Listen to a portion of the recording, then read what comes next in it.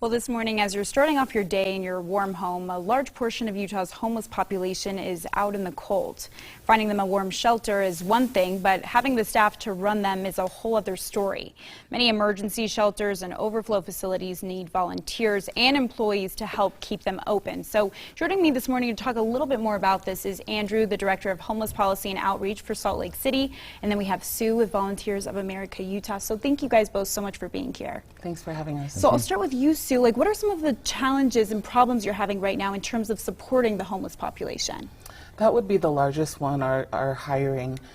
We have Volunteers of America was able to receive funding to open the weekend winter overflow, and we were hoping to open the beginning of Thanksgiving, or right before Thanksgiving, but we have not been able to open yet because of staff shortages. Wow. And just even across our agency, I know many of our service providers are feeling the same kind of hiring crisis, and so we have many open positions that we need to fill.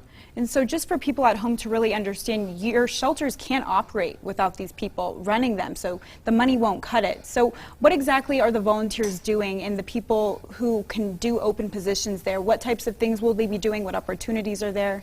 Yeah, so for volunteers, we always need volunteers to help with our meal services in our homeless resource centers and to donate and do drives for like winter clothing and all of that. But we really need full-time employees to be able to fill those slots so we can open our overflow winter shelters.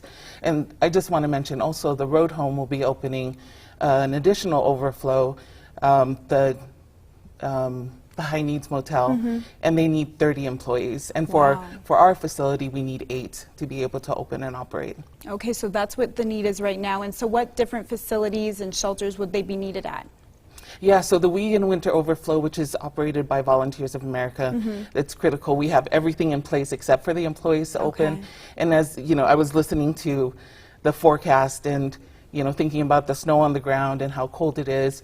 We really need to be able to open that so we can have people have a warm place to be and sleep. Absolutely, it's so important, especially with all these winter storms moving through.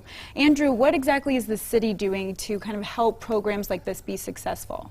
Well, a lot of it was preparing the way to get the facilities available, the locations. But right now it really is staff, as Sue's talking about. And so trying to get the word out through this, through other media, as much as possible, that people who have time, who have the ability, who have the drive, and really want to help.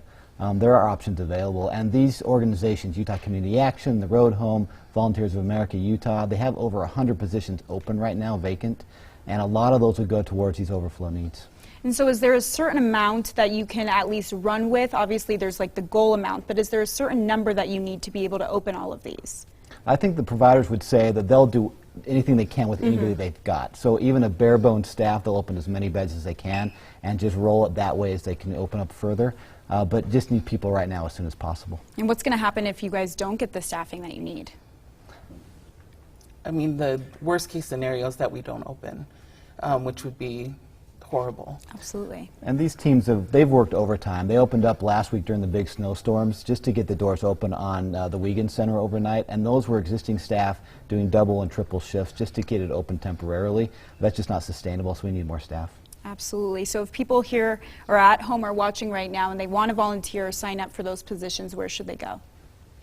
Yeah, so voaut.org is our website, theroadhome.org, and then utahca.org for Utah Community Action. Okay, so lots of places to choose from, and we'll have a link to those on our website at abc4.com/GMU. Thank you guys so much for all you do, and thank you for being here today. Thanks for having us. Thank you.